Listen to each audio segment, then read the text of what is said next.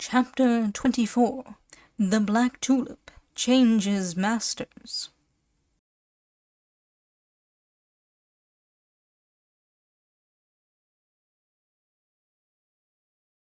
Cornelius remained standing on the spot where Rosa had left him.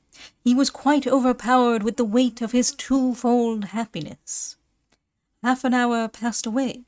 Already did the first rays of the sun enter through the iron grating of the prison, when Cornelius was suddenly startled at the noise of steps which came up the staircase, and of cries which approached nearer and nearer. Almost at the same instant he saw before him the pale and distracted face of Rosa. He started, and turned pale with fright. "Cornelius! Cornelius!" she screamed, gasping for breath. "Good heaven, what is it?" asked the prisoner. "Cornelius, the tulip." "Well?" "How shall I tell you?" "Speak, speak, Rosa." "Someone has stolen it from us." "Stolen? Taken?" said Cornelius. "Yes," said Rosa, leaning against the door to support herself. "Yes, taken, stolen." And saying this, she felt her limbs failing her, and she fell on her knees. "But how? Tell me, explain to me." "Oh, it is not my fault, my friend." Poor Rosa, she no longer dared to call him my beloved one. "You have then left it alone," said Cornelius ruefully. "1 minute only, to instruct our messenger, who lives scarcely 50 yards off, on the banks of the wall. And during that time, notwithstanding all my injunctions, you left the key behind, unfortunate child." "No, no, no, this is what I cannot understand. The key was never out of my hands. I clinched it as if I were afraid it would take wings." "But how did it happen, then?" "That's what I cannot make out. I had given the letter to my messenger. He started before I left his house. I came home, and my door was locked. Everything in my room was as I had left it, except the tulip. That was gone. Someone must have had a key for my room, or have got a false one made on purpose." She was nearly choking with sobs, and was unable to continue. Cornelius, immovable and full of consternation, heard almost without understanding, and only muttered, "Stolen, stolen, and I am lost." "Oh, Cornelius, forgive me, it will kill me." Seeing Rosa's distress, Cornelius seized the iron bars of the grating, and furiously shaking them, called out, "Rosa, Rosa, we have been robbed, it is true, but shall we allow ourselves to be dejected for all that? No, no, the misfortune is great, but it may perhaps be remedied. Rosa, we know the thief." "Alas, what can I say about it?" "But I say that it is no one else but that infamous Jacob. Shall we allow him to carry to Haarlem the fruit of our labor, the fruit of our sleepless nights, the child of our love? Rosa, we must pursue, we must overtake him." "But how can we do all this, my friend, without letting my father know we were in communication with each other? How should I, a poor girl with so little knowledge of the world and its ways, be able to attain this end, which perhaps you could not attain yourself?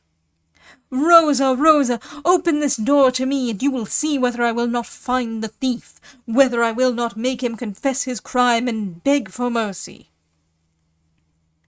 "Alas," cried Rosa, sobbing, "can I open the door for you? Have I the keys? If I had had them, would you not have been free long ago?" "Your father has him, your wicked father, who has already crushed the first bulb of my tulip. Oh, the wretch! He is an accomplice of Jacob." "Don't speak so loud, for heaven's sake." "Oh, Rosa, if you don't open the door to me," Cornelius cried in his rage, "I shall force these bars and kill everything I find in the prison. Be merciful, my friend. I tell you, Rosa, that I shall demolish this prison, stone for stone.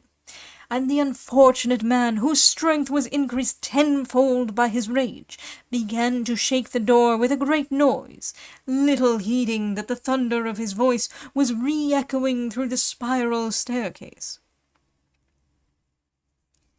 Rosa, in her fright, made vain attempts to check this furious outbreak. "I tell you that I shall kill that infamous Griffiths!" roared Cornelius. "I tell you I shall shed his blood as he did that of my black Tulip." The wretched prisoner began really to rave.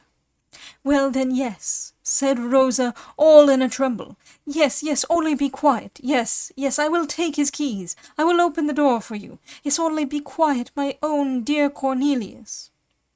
She did not finish her speech, as a growl by her side interrupted her.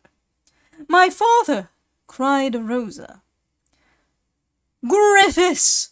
roared Van Barle. "Oh, you villain!" Old Griffiths, in the midst of all the noise, had ascended the staircase without being heard. He rudely seized his daughter by the wrist. "So you will take my keys?" he said in a voice choked with rage. "Ah, this dastardly fellow, this monster, this gallows bird of a conspirator, is your own dear Cornelius, is he? Ah, Missy has communications with prisoners of state. Ah, won't I teach you, won't I?" Rosa clasped her hands in despair. "Ah!" Griffiths continued, passing from the madness of anger to the cool irony of a man who has got the better of his enemy. "Ah, you innocent tulip fancier, you gentle scholar! You will kill me and drink my blood. Very well, and you have my daughter for an accomplice. Am I, forsooth, in a den of thieves, in a cave of brigands? Yes, but the governor shall know all tomorrow, and his highness the stadtholder the day after. We know the law. We shall give a second edition of the Buitenhof, master scholar, and a good one this time. Yes, yes, just gnaw your paws like a bear in his cage, and you, my fine little lady, devour your dear Cornelius with your eyes. I tell you, my lambkins, you shall not much longer have the felicity of conspiring together. Away with you, unnatural daughter! And as to you, master scholar, we shall see each other again. Just be quiet, we shall." Rosa, beyond herself with terror and despair, kissed her hands to her friend. Then, suddenly struck with a bright thought, she rushed toward the staircase, saying, All is not yet lost, Cornelius. Rely on me, my Cornelius." Her father followed her, growling. As to poor Cornelius, he gradually loosened his hold of the bars, which his fingers still grasped convulsively. His head was heavy, his eyes almost started from their sockets, and he fell heavily on the floor of his cell, muttering, "Stolen! It has been stolen from me!" During this time, Boxtel had left the fortress by the door which Rosa herself had opened. He carried the black tulip wrapped up in a cloak, and throwing himself into a coach, which was waiting for him at Gorkum, he drove off, without, as may well be imagined, having informed his friend Griffiths of his sudden departure. And now, as we have seen him enter his coach, we shall, with the consent of the reader, follow him to the end of his journey. He proceeded but slowly, as the black tulip could not bear travelling post-haste.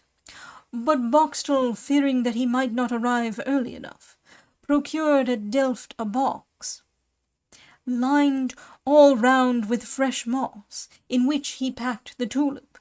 The flower was so lightly pressed upon all sides, with a supply of air from above, that the coach could now travel full speed without any possibility of injury to the tulip.